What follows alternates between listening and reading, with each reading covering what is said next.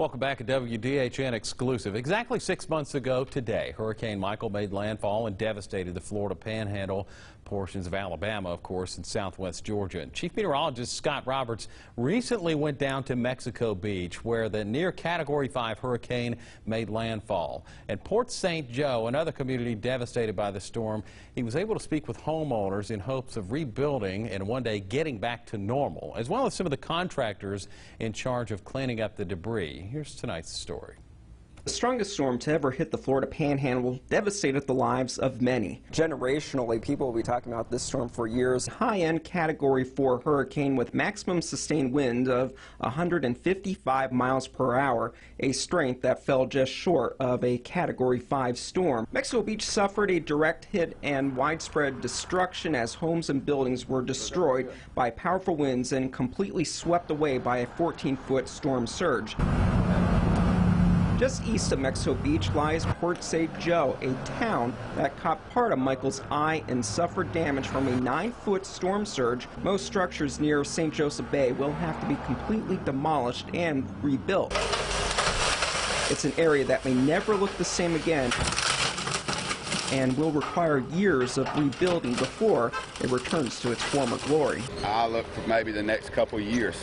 You know, there's a lot of devastation and a lot of people without, but you know, it's going to take time to rebuild everything. About 2 days on the house like this. Yeah, we'll have it down and on the side of the road.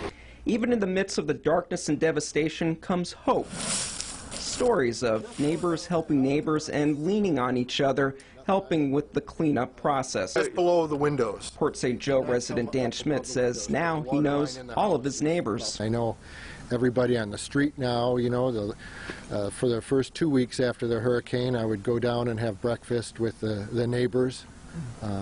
Incredible.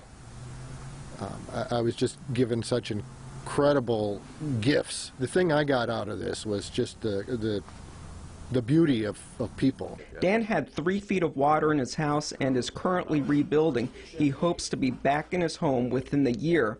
The same sentiment can be said for Mexico Beach, which was ravaged by the highest winds and storm surge more than any other town in the area. It was declared wiped out by federal emergency management officials. We're fortunate to have a house. Most people don't have one here.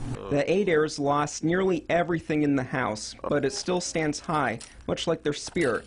They hope to be back in their home sooner than later. How long do you think it'll be before you kind of get back to normal with the inside? What you have to do and everything, probably like a year or so? Oh, no, I don't have that much patience. Oh.